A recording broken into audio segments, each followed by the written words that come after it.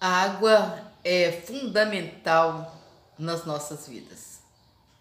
Comer, a gente sabe que é muito importante, mas você consegue ficar um tempo sem comer alguma coisa, mas sem tomar água é impossível.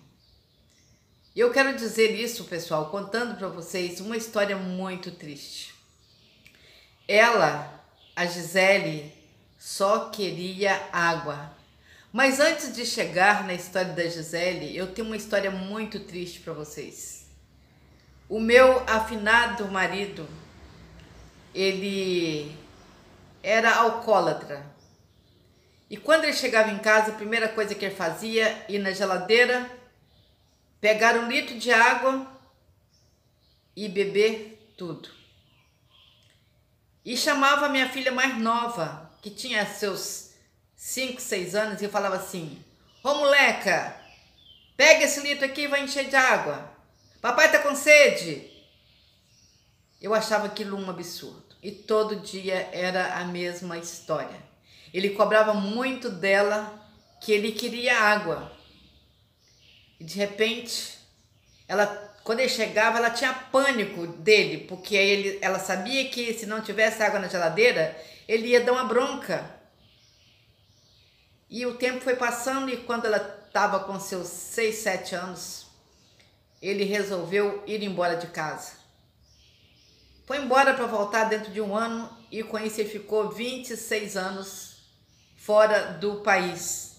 E quando ele saiu de casa, a minha filha, ela tinha tanto pânico da situação que ela dobrou o joelho junto com a gente, foi orar, eu e ela e a outra filha, que ela falou assim: Senhor, não deixa meu pai voltar para casa se ele não for o servo do Senhor, porque todo dia ele fica mandando eu encher a vasilha de água.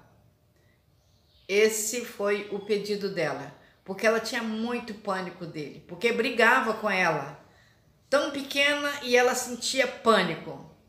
Cadê a água que tá aqui? Você não sabe que tem que colocar água? Então, pra vocês verem que tristeza. Água é algo muito importante.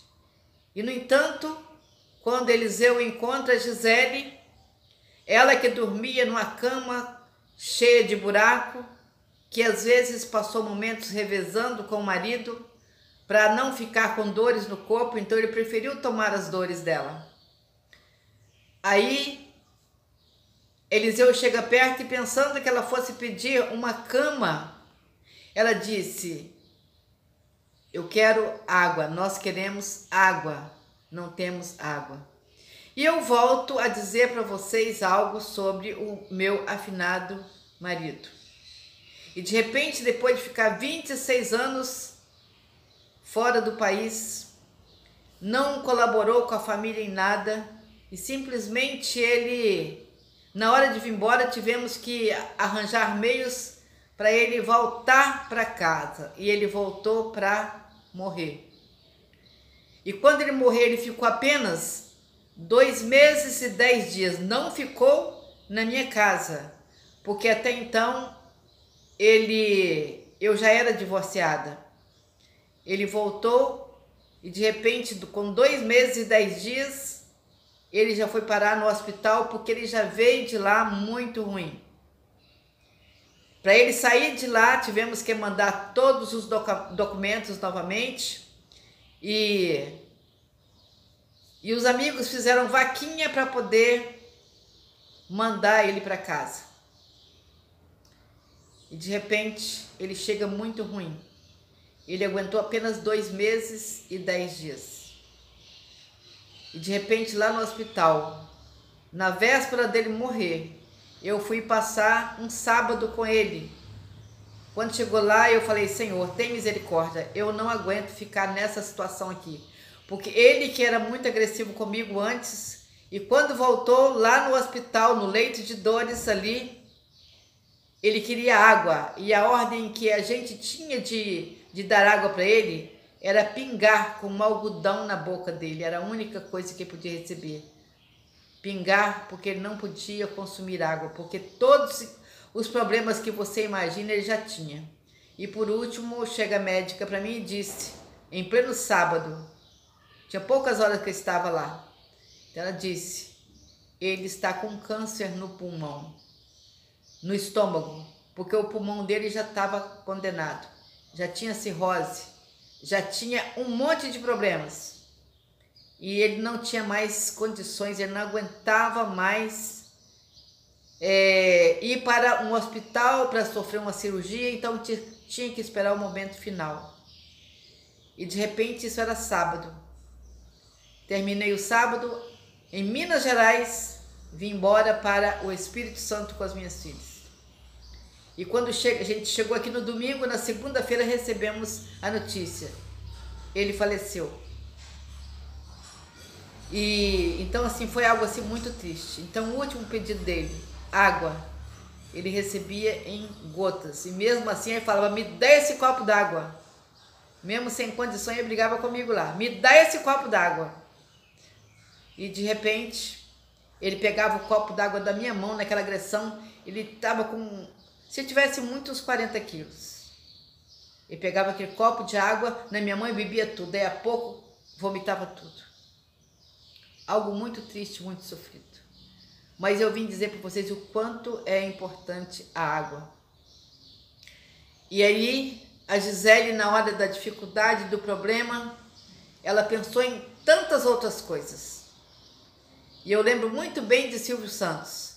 A pessoa não precisa dizer que passa fome, porque se ele comeu uma banana, ele alimentou. Come a banana, toma um copo de água, 2 copos e dá para aguentar. Já entendeu bem? Tendo água, você suporta. Quando vai fazer jejum, você faz jejum, você pode, dependendo da situação, você pode tomar um copo de água, né? Às vezes tem pessoas que querem jejuar, mas ele toma algum medicamento, então ele vai lá e toma água. Às vezes não é nem aconselhável fazer jejum pessoas que usam medicamentos. Mas tem lugares que as pessoas liberam. Dependendo do tempo que vai ficar de jejum, pode tomar uma água. É o que certos grupos religiosos fazem. Pode liberar a água. Mas cada um faz aquilo que quer e o que pode da forma que pode. Mas o que eu quero dizer para vocês é o seguinte, que a Gisele, ela pediu água ali naquele momento, que eu achava que ela ia pedir, que ela estava precisando de uma cama, porque ela chorava de dores, e de repente ela pediu água. E para a honra e para a glória do nome do Senhor Jesus, ela conseguiu o poço dela, né? E hoje ela está aí derramando água com mangueira, mesmo com o poço inacabado, ela já conseguia ali ver a água do poço, tirar aquela água do poço para poder usar. E sabemos também que ela teve o privilégio de, além do poço, ela ganhar a cama. E isso é maravilhoso, né, pessoal? É muito bom saber que as pessoas estão realizando seus sonhos, que Deus tem abençoado os canais para poder levar ali as alegrias para as pessoas que estão sofrendo, padecendo necessidades. Isso é maravilhoso. Então, é o meu conteúdo de hoje, espero que vocês tenham gostado e no mais, fiquem com Deus e fiquem na paz. Até!